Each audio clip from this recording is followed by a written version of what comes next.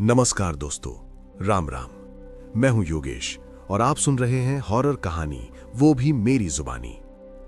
तो दोस्तों, आज मैं आप लोगों के लिए एक बहुत ही डरावनी कहानी लेकर आया हूं। ये कहानी है एक ऐसे आदमी की जिसकी जिंदगी एक रात में पूरी तरह बदल गई।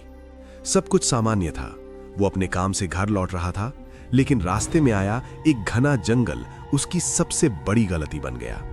उस रात उसके साथ ऐसी घटनाएं घटीं जिन्हें ना वो समझ पाया और ना ही भूल पाया। उसने किसी को देखा, किसी की आवाज सुनी और महसूस किया कि वो अकेला नहीं है। धीरे धीरे डर उसका पीछा करने लगा, पहले सड़क पर, फिर उसके घर तक। जो शुरुआत में एक वहम लगा, वही उसकी जिंदगी की सबसे भयानक सच्चाई बन गया। ये कहानी उसी आदमी की है जिसने मौत को बहुत करीब से देखा और आज भी उसका साया महसूस करता है। तो दोस्तों, कहानी शुरू करने से पहले मुझे आपसे एक छोटी सी रिक्वेस्ट है कि अगर आप लोग मेरे चैनल पर नए हैं तो मेरे चैनल को सब्सक्राइब करें और मेरी वीडियो को लाइक करें। तो चलिए दोस्तों, बिना समय बर्बाद किए कहानी शुरू करते हैं। मेरा नाम रमेश है और आज जो मैं बताने जा रहा हूँ वो मेरी जिंदगी की सबसे डरावनी सच्चाई है। ये कहानी कोई सुनी सुनाई बात नहीं है, बल्कि वो है जो मैंने खुद अपनी आंखों से देखा और झेला है। साल 2016 की बात है, जब मैं मध्य प्रदेश के एक इलाके में ड्राइवर की नौकरी करता था। मेरा काम ऐसा था कि अक्सर रात में भी सफर करना पड़ता था। लोग जिस जंगल वाले रास्ते से जाने से डरते थे, मैं उसी रास्ते को रोज का रास्ता मानता था। मुझे लगता था कि भूत प्रेत जैसी बातें सिर्फ कमजोर दिमाग वालों के लिए होती हैं। मैं खुद को बहुत मजबूत समझता था, लेकिन उस एक रात ने मेरा ये भ्रम तोड़ दिया। आज भी जब मैं उस जंगल का नाम सुनता हूं तो मेरी रूह कांप जाती है। काश उस रात मैं उस रास्ते से ना गया होता। उस दिन मुझे पास के शहर से मशीन के कुछ पार्ट्स लेकर अपने गांव लौटना था। समय काफी हो चुका था, रात के करीब 11 बज रहे थे। मेरे पास दो रास्ते थे, एक लंबा लेकिन सुरक्षित और दूसरा छोटा जो सीधे जंगल के बीच से जाता था। मैंने बिना सोचे समझे जंगल वाला रास्ता चुन लिया, ट्रक स्टार्ट किया, रेडियो ऑन किया और निकल पड़ा। शुरुआत में सब कुछ सामान्य लग रहा था। सड़क खाली थी, चारों तरफ सन्नाटा था, पेड़ों की परछाइयां ट्रक की लाइट में अजीब सी लग रही थीं। हवा में एक भारीपन था, जैसे कुछ गलत होने वाला हो। लेकिन मैंने इन सब बातों को नजरअंदाज किया। मुझे क्या पता था कि जैसे जैसे मैं आगे बढ़ रहा हूं, मैं किसी ऐसी जगह में घुस रहा हूं जहां से इंसान सही सलामत बाहर नहीं निकलता। कुछ किलोमीटर अंदर जाते ही मेरा मोबाइल नेटवर्क चला गया। रेडियो अचानक शोर करने लगा और बंद हो गया। उस पल मुझे पहली बार डर महसूस हुआ। मैंने खुद से कहा, रमेश डर मत, ये सब तकनीकी खराबी है। लेकिन मेरा दिल तेजी से धड़कने लगा था। तभी मैंने महसूस किया कि ट्रक की रफ्तार अपने आप कम हो रही है। मैंने एक्सेलरेटर दबाया, लेकिन ट्रक जैसे सुन ही नहीं रहा था। ऐसा लग रहा था जैसे किसी ने पीछे से पकड़ रखा हो। मेरे हाथ कांपने लगे। तभी हेडलाइट्स की रोशनी में मैंने सड़क के किनारे किसी को खड़ा देखा। एक औरत, बिल्कुल अकेली, जंगल के बीच। उस पल मेरी सांसें रुक गईं। मैंने हॉर्न बजाया, लेकिन उसने कोई हरकत नहीं की। जैसे जैसे मैं पास पहुंचा, मैंने देखा कि उसके बाल चेहरे पर बिखरे हुए थे और कपड़े फटे हुए थे। सबसे डरावनी बात यह थी कि उसके पैर जमीन को छू ही नहीं रहे थे, वो हवा में तैर रही थी। उस पल मुझे समझ आ गया कि ये कोई इंसान नहीं है। डर के मारे मैंने आंखें बंद कर ली और भगवान का नाम लेने लगा। मेरे पूरे शरीर में झटके आ रहे थे। जब मैंने दोबारा आंखें खोली तो वो औरत गायब थी। ट्रक फिर से चलने लगा, जैसे कुछ हुआ ही ना हो। लेकिन मेरा दिल जानता था कि जो मैंने देखा वो सच था। मैंने सोचा कि अब बस जल्दी से इस जंगल से बाहर निकलना है। लेकिन तभी ट्रक के पीछे से किसी के दौड़ने की आवाज आने लगी। ऐसा लग रहा था जैसे कोई मेरे साथ साथ दौड़ रहा हो। मैंने शीशे में देखा, लेकिन कुछ नजर नहीं आया। अचानक ट्रक के पीछे जोर से कुछ टकराया। मैं बुरी तरह घबरा गया और ब्रेक मार दिया। ट्रक रुक गया। चारों तरफ घना सन्नाटा था। मेरी सांसें तेज थीं और पसीना पूरे शरीर से बह रहा था। मुझे महसूस हो रहा था कि मैं अकेला नहीं हूं, कोई है जो मुझे बाहर निकलते देखना चाहता है। तभी ट्रक के दरवाजे पर खरोंचने की आवाज आई, जैसे कोई नाखूनों से दरवाजा कुरेद रहा हो। मैं सीट से चिपक गया। मेरी हिम्मत नहीं हो रही थी कि बाहर देखूं। तभी मेरे कान के पास किसी ने बहुत धीमी आवाज में मेरा नाम लिया, रमेश। उस पल मेरी आत्मा कांप गई। मेरा नाम, वो भी इतनी साफ आवाज में। मेरी आंखों से आंसू निकल आए। मैं समझ गया कि ये अब मजाक नहीं था। मैंने कांपते हाथों से हनुमान चालीसा पढ़ना शुरू किया। जैसे जैसे मैं पढ़ता गया, बाहर की ताकतें और गुस्से में आ गईं। ट्रक हिलने लगा, जैसे कोई उसे पलट देना चाहता हो। मुझे लगा अब मेरी जिंदगी खत्म है। अचानक सब कुछ शांत हो गया, एक अजीब सी शांति। मैंने धीरे से बाहर देखा, चारों तरफ घनी धुंध थी, इतनी घनी कि कुछ भी साफ दिखाई नहीं दे रहा था। मुझे ऐसा महसूस हुआ जैसे मैं किसी और दुनिया में फंस गया हूं, जहां से वापस लौटना आसान नहीं। धुंध के बीच मुझे परछाइयां दिखने लगी, कुछ बिना सिर के, कुछ उल्टे पांव। वो सब मेरी तरफ बढ़ रही थी। मैं चीखना चाहता था, लेकिन आवाज नहीं निकल रही थी। तभी अचानक ट्रक अपने आप स्टार्ट हो गया। बिना मेरे कुछ किए वो आगे बढ़ने लगा, परछाइयां पीछे छूटने लगी। मैं समझ नहीं पा रहा था कि ये मेरी रक्षा थी या कोई और खेल। कुछ देर बाद जंगल खत्म हुआ और मैं एक पुल पार करके बाहर आ गया। जैसे ही जंगल पीछे छूटा, सब कुछ सामान्य हो गया। मैंने ट्रक रोक दिया और सड़क किनारे बैठकर फूट फूट कर रोया। उस रात मैं मरते मरते बचा था। मुझे यकीन हो गया था कि जंगल सिर्फ पेड़ों का नहीं होता, वहां कुछ और भी रहता है। अगली सुबह जब मैं गांव पहुंचा, एक बुजुर्ग ने मुझे देखकर कहा, तू उस जंगल से बचकर आ गया, लेकिन वो तुझे छोड़ेगा नहीं। उस दिन मुझे समझ आया, ये कहानी अभी खत्म नहीं हुई थी, ये तो सिर्फ शुरुआत थी। उस बुजुर्ग की बात मेरे दिमाग में अटक गई थी। पूरी रात मैं सो नहीं पाया। आंख बंद करता तो वही जंगल, वही औरत और वही आवाजें सुनाई देती। अगली सुबह जब मैं ट्रक लेकर कंपनी पहुंचा, तो मेरा चेहरा देखकर मेरे साथी भी समझ गए कि कुछ गड़बड़ है। मैंने किसी को कुछ नहीं बताया, क्योंकि डर था कि लोग मजाक उड़ाएंगे। लेकिन अंदर से मैं टूट चुका था। मुझे लग रहा था जैसे कोई मुझे देख रहा है। कई बार ऐसा हुआ कि मैं अकेला होता, फिर भी पीछे मुड़कर देखता रहता। उस जंगल से निकल तो आया था, लेकिन कुछ मेरे साथ चला आया था। 3 दिन बाद पहली बार कुछ अजीब मेरे घर में हुआ। रात के करीब 2 बजे अचानक मेरी नींद खुल गई। कमरे में अजीब सी ठंड थी। पंखा बंद था, फिर भी हवा चल रही थी। तभी मैंने महसूस किया कि कोई मेरे बिस्तर के पास खड़ा है। मैंने आंखें खोलने की हिम्मत नहीं की। मेरे कान के पास वही फुसफुसाहट आई, रमेश। मेरा शरीर सुन्न पड़ गया। मैं चिल्लाना चाहता था, लेकिन आवाज नहीं निकल रही थी। कुछ देर बाद सब शांत हो गया, लेकिन मैं जान गया था कि वो जंगल अब मेरे घर तक आ चुका है। अगले दिन मैंने एक तांत्रिक से मिलने का फैसला किया। गांव से दूर एक बूढ़ा बाबा रहता था जो ऐसी चीजों को समझता था। जैसे ही मैंने उसे जंगल का नाम बताया, उसका चेहरा बदल गया। उसने मुझसे कहा, तूने उसे देख लिया है, और जिसने उसे देख लिया वो उसकी नजर में आ जाता है। उसने बताया कि वो आत्मा जंगल से बाहर नहीं जा सकती, लेकिन अगर कोई उसे देख ले तो उसकी परछाई उसके साथ चल सकती है। यह सुनकर मेरे पैरों तले जमीन खिसक गई। बाबा ने मुझे कुछ धागे और राख दी और कहा कि इसे हमेशा अपने पास रखना। उसने सख्त हिदायत दी कि उस जंगल की तरफ दोबारा भूल कर भी न जाना। लेकिन मेरी किस्मत को कुछ और ही मंजूर था। 1 हफ्ते बाद कंपनी ने फिर से उसी रास्ते पर डिलीवरी भेज दी। मैंने मना करने की बहुत कोशिश की, लेकिन मजबूरी थी। उस रात ट्रक चलाते समय मेरे हाथ कांप रहे थे। जैसे ही जंगल पास आया, हवा भारी हो गई। मुझे लग रहा था जैसे जंगल मुझे बुला रहा हो। जंगल में घुसते ही ट्रक की लाइट धीमी पड़ने लगी। इस बार मैं तैयार था। मैंने धागा कसकर पकड़ लिया और भगवान का नाम लेने लगा। तभी मुझे सड़क के बीचों बीच वही औरत खड़ी दिखाई दी। इस बार वो मुस्कुरा रही थी। उसकी आंखें लाल थीं। उसने धीरे धीरे अपना हाथ मेरी तरफ बढ़ाया। मेरे शरीर ने जवाब देना बंद कर दिया। मुझे लग रहा था जैसे मेरा मन उसी के पास खिंच रहा हो। अचानक ट्रक के अंदर तापमान बहुत ठंडा हो गया। शीशों पर बर्फ जमने लगी। मेरे कानों में कई आवाजें गूंजने लगीं, रोने की, चिल्लाने की। मैंने पूरी ताकत से स्टीयरिंग पकड़ा और एक्सीलरेटर दबाया। ट्रक झटके से आगे बढ़ा और वो औरत पीछे छूट गई। लेकिन मेरे दिल को पता था ये पीछा खत्म नहीं हुआ। जंगल से बाहर निकलते ही मैंने ट्रक रोक दिया। मेरे हाथ सुन्न हो चुके थे। तभी शीशे में मुझे अपनी ही परछाई अजीब लगी। वो मेरी हरकतों को देर से दोहरा रही थी। मैंने हाथ उठाया, परछाई ने देर से उठाया। उस पल मुझे समझ आ गया कि वो अब मेरे अंदर घुसने की कोशिश कर रही है। उस रात घर पहुंचते ही मुझे तेज बुखार चढ़ गया। सपने में मैं खुद को उसी जंगल में खड़ा देखता रहा। वही आत्मा मेरे चारों तरफ घूम रही थी। वो कह रही थी, अब तू मेरा है। मैं चीख कर उठा, लेकिन आवाज बाहर नहीं निकली। मेरी माँ ने बताया कि मैं नींद में किसी अजनबी भाषा में बोल रहा था।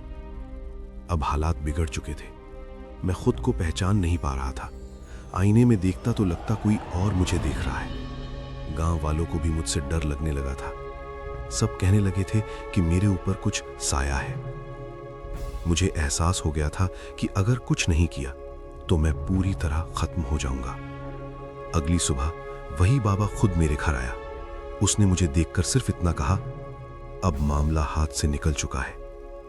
या तो तू बचेगा या वो आत्मा आजाद होगी। उसकी ये बात सुनकर मुझे समझ आ गया, असली डर अब शुरू होने वाला है। बाबा की बात सुनकर मेरी रूह कांप गई थी। उसने मुझसे कहा कि अब सिर्फ डरने से कुछ नहीं होगा, बल्कि सामना करना पड़ेगा। उसने बताया कि वो आत्मा कभी जंगल की ही एक औरत थी, जिसकी मौत बहुत बेरहमी से हुई थी। उसकी आत्मा अधूरी थी और जो भी उसे देख लेता था वो उसके लिए रास्ता बन जाता था। मैं समझ गया था कि पहली रात जब मैंने उसे देखा, उसी पल मेरी किस्मत तय हो गई थी। बाबा ने कहा कि अगर आत्मा पूरी तरह मेरे अंदर घुस गई तो मैं जिंदा होते हुए भी मर जाऊंगा। उस रात मैं चुपचाप बैठा रहा, सोचता रहा कि क्या सच में मेरी जिंदगी यहीं खत्म हो जाएगी। उस रात फिर वही हुआ। आधी रात को मेरे शरीर ने मेरा साथ छोड़ दिया। मैं बिस्तर पर लेटा था, लेकिन उठ नहीं पा रहा था। कमरे की दीवारों पर परछाइयां हिलने लगी। मुझे साफ महसूस हो रहा था कि कोई मेरे सीने पर बैठा है।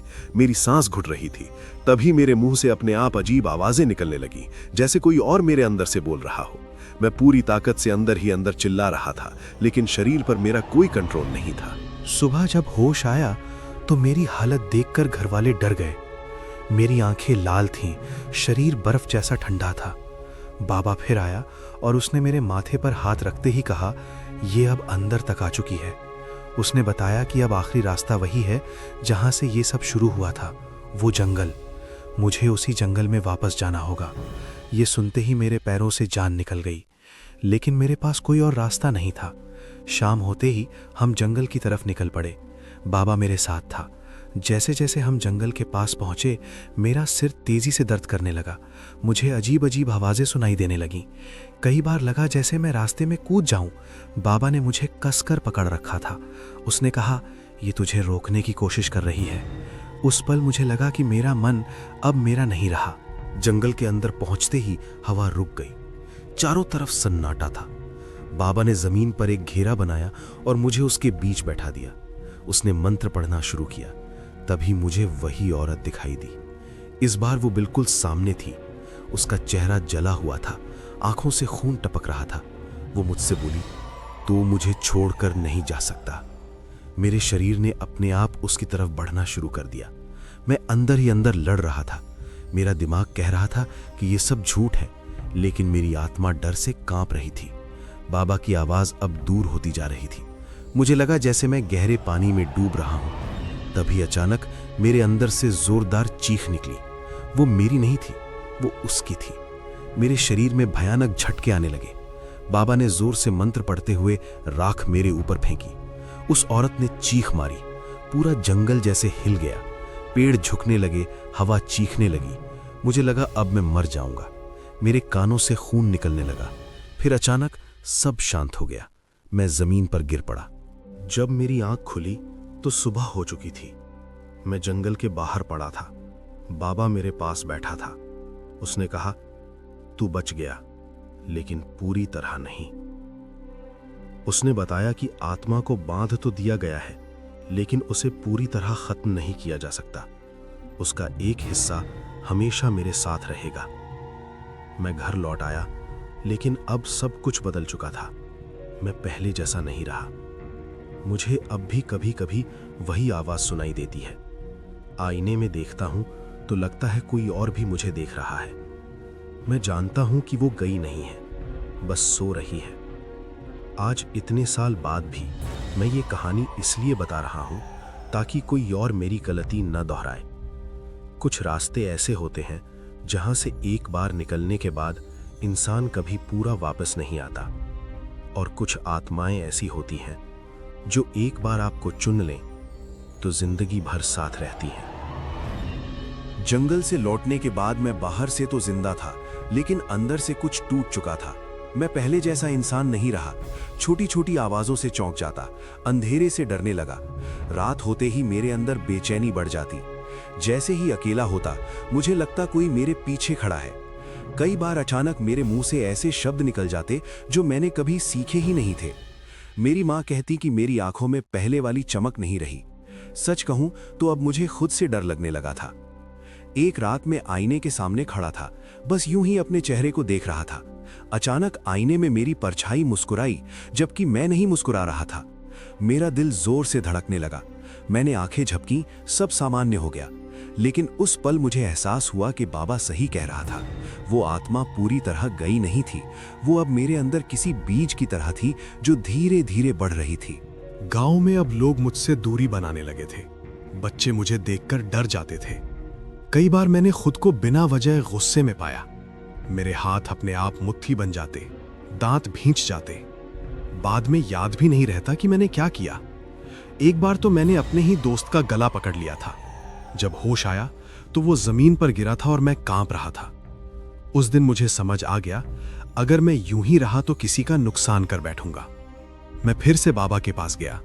उसने मुझे देखते ही कहा, वो अब तेरे डर से ताकत ले रही है। उसने बताया कि जब तक मैं अंदर से मजबूत नहीं बनूंगा, वो मुझे धीरे धीरे पूरी तरह अपने काबू में ले लेगी। उसने मुझे एक आखिरी उपाय बताया। मुझे उस आत्मा की पूरी सच्चाई जाननी होगी। उसकी मौत कैसे हुई, क्यों उसकी आत्मा भटकी हुई है। यह सुनकर मेरा खून जम गया, क्योंकि इसका मतलब था फिर से जंगल। मैंने कई रातें बिना सोए गुजारी। हर सपना मुझे उसी जंगल में ले जाता। वही औरत, वही चीखें। आखिरकार मैंने फैसला कर लिया, डर से भागकर अब कुछ नहीं बदलेगा। अगर जिंदा रहना है तो इस डर का सामना करना ही होगा। अगली सुबह मैं अकेला ही जंगल की तरफ निकल पड़ा। इस बार कोई बाबा नहीं, कोई सुरक्षा नहीं, सिर्फ मैं और मेरा डर। जैसे ही जंगल में कदम रखा, मेरे सिर में तेज दर्द शुरू हो गया। पेड़ मुझे घूरते हुए लग रहे थे। हवा में वही जानी पहचानी सड़ांध थी। मुझे लगा जैसे जमीन भी मेरी तरफ खिसक रही हो। तभी मुझे दूर से किसी के रोने की आवाज आई। वो आवाज उसी औरत की थी, लेकिन इस बार उसमें डर था, गुस्सा नहीं। मैं आवाज के पीछे पीछे चलता गया। एक जगह जमीन खुदी हुई थी। वहीं मुझे कुछ पुराने कपड़े और हड्डियां दिखी। मुझे समझ आ गया, यही उसकी मौत की जगह थी। शायद किसी ने उसे यहीं मारकर दफना दिया था। उस पल मेरे अंदर अजीब सा दुख भर गया। पहली बार मुझे उस आत्मा से डर नहीं, बल्कि दर्द महसूस हुआ। तभी वो मेरे सामने आ गई, लेकिन इस बार उसका चेहरा डरावना नहीं था। वो रो रही थी। उसने कहा, मैं बस आजाद होना चाहती हूं। उसकी आवाज में अब नफरत नहीं थी। मुझे समझ आ गया कि वो राक्षस नहीं थी, वो भी एक शिकार थी। मेरी आंखों से आंसू निकल आए। मैंने उससे कहा कि मैं उसकी सच्चाई सबको बताऊंगा, उसे इंसाफ दिलाने की कोशिश करूंगा। जैसे ही मैंने ये कहा, उसके चेहरे पर शांति आ गई। वो धीरे धीरे पीछे हटने लगी। जाते जाते उसने बस इतना कहा, डर मत, अब मैं तुझे नुकसान नहीं पहुंचाऊंगी। जंगल से निकलते वक्त मुझे लगा जैसे मेरे सीने से कोई भारी बोझ हट गया हो। पहली बार मैंने खुलकर सांस ली। लेकिन मैं जानता था, ये कहानी अभी पूरी तरह खत्म नहीं हुई है, क्योंकि कुछ सच्चाइयां सामने आने के बाद ही असली अंत होता है। जंगल से लौटने के बाद मैंने चैन की नींद ली, लेकिन वो शांति अधूरी थी। मुझे अंदर से लग रहा था कि अगर मैंने उस औरत की सच्चाई सबके सामने नहीं रखी, तो वो कभी पूरी तरह मुक्त नहीं होगी। कुछ दिनों बाद मैंने गांव के पुराने लोगों से पूछताछ शुरू की। धीरे धीरे एक खौफनाक सच्चाई सामने आई। सालों पहले उसी जंगल के पास एक औरत लापता हुई थी। कहा गया था कि वो पागल हो गई थी और भाग गई, लेकिन कभी किसी ने उसकी तलाश नहीं की। मेरा दिल बैठ गया, वही वो आत्मा थी। मैंने तहसील के पुराने रिकॉर्ड निकलवाए। वहां उसकी एक अधूरी रिपोर्ट मिली। उसमें लिखा था कि वो अपने पति से झगड़कर जंगल की तरफ गई थी, आगे कुछ नहीं। गांव वालों ने बताया कि उसका पति शराबी था और अक्सर उसे मारता था। उस औरत की मौत कोई हादसा नहीं थी, वो एक हत्या थी।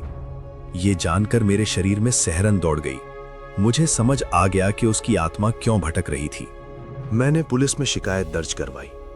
शुरू में किसी ने मेरी बात पर भरोसा नहीं किया, लेकिन जब मैंने जंगल में मिली हड्डियों की जगह बताई, तब मामला गंभीर हो गया। खुदाई हुई और सच सामने आ गया। वो औरत सच में वहीं दफन थी। पूरे गांव में हड़कंप मच गया। उसका पति गिरफ्तार हुआ।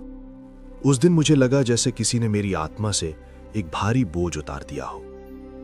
उस रात मैंने पहली बार उसे सपने में देखा, लेकिन इस बार डर नहीं था। वो सफेद कपड़ों में थी, शांत और मुस्कुराती हुई।